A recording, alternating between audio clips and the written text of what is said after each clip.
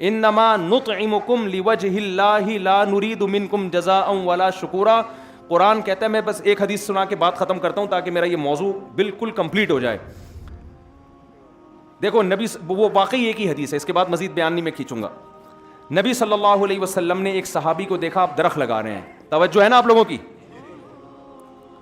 ایک صحابی کو آپ نے کیا دیکھا, درخت لگا رہے ہیں. آپ صلی اللہ علیہ وسلم نے ان سے فرمایا, حدیث کا مفہوم بیان کر رہا ہوں, کہ کیا تمہیں امید ہے کہ جب اس وقت تک تم زندہ بھی رہو گے جب تک یہ پھل دے گا. یعنی مطلب یہ تھا کہ موت کا بالکل پتہ نہیں ہے اور پلاننگ ہو رہی ہے کئی سال کی. اس حدیث سے کیا پتہ چل رہا ہے, آپ صلی اللہ علیہ وسلم درخت لگانے کی حوصلہ شکنی کر رہے ہیں. سمجھ میں آ رہی ہے بات؟ لیکن بخاری مسلم کی جو حدیث میں نے پڑھی, جس نے درخت لگایا مر گیا تو قبر میں بھی اس کو ثواب ملتا. یہاں تک کہ جو پرندے فائدہ اٹھائیں گے نا, انسان تو دور کی بات, اس کا ثواب بھی قبر میں ملے گا. سمجھتے ہو؟ ایک ہی عمل ہے متضاد, ادھر حوصلہ شکنی ہو رہی ہے, ادھر ترغیب ہو رہی ہے. اصل میں بیس پہلے غلط تھی, اب اس درخت کی بیس کیا ہے صحیح. یہ چیز گورے کے پاس, گورا جب درخت لگائے گا تو اس امید پہ نہیں کہ مر گیا تو قبر میں ثواب ملے گا. یہی وجہ ہے کہ جب وہ کسی بھی خیر کا درخت لگاتا ہے, اس کو حاصل کرنے کے لیے اگر وہ اس تک وقت نہ پہنچ پائے تو پھر خودکشی کی طرف جاتا ہے وہ, کیونکہ وہ سمجھتا ہے دنیا میں جس کام کو میں نے مقصد بنایا میں اس تک نہیں پہنچ پا رہا, کیونکہ اس میں اللہ کی طرف سے رکاوٹیں بہت ہوتی ہیں. بہت دفعہ آپ درخت لگاؤ, ہو سکتا ہے کوئی کیڑا کھا جائے اس کو.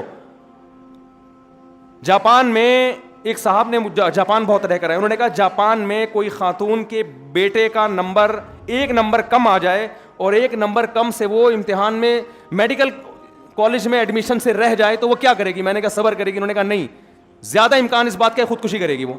کیوں؟ اس نے بچے کو پالا تھا پیسہ کمانے کے لیے, قوم کا کامیاب فرد بنانے کے لیے.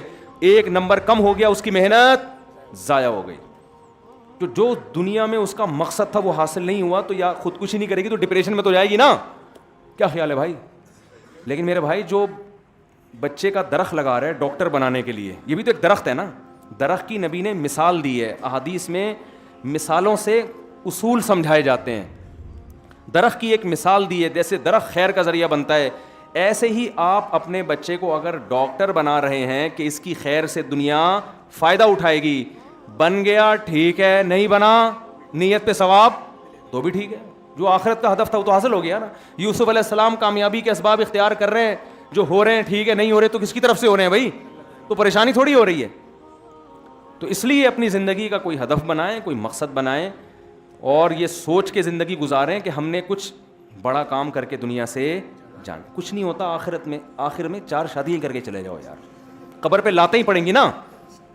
کچھ تو کر کے گئے, لاتیں ہی پڑیں گی نا. اس کا پورا امکان ہے کہ قبر پہ بھی سسرالی آ کے لاتے مار رہے ہوں, ہمیں ٹینشن دے کے چلا گیا, ٹھیک ہے نا. کچھ تو موسٹ وانٹیڈ بنو, موسٹ وانٹیڈ, سمجھ رہے ہو, ٹھیک ہے. تو کوئی اچھا, یہ تو خیر میں ایک مثال دے رہا ہوں, کوئی اچھا کام کر کے دنیا سے جاؤ اور اس کے لیے ظاہر ہے ایکٹیو ہونا پڑتا ہے. اللہ تعالیٰ سمجھنے کی, عمل کرنے کی توفیق عطا فرمائے. وما علینا الا البلاغ.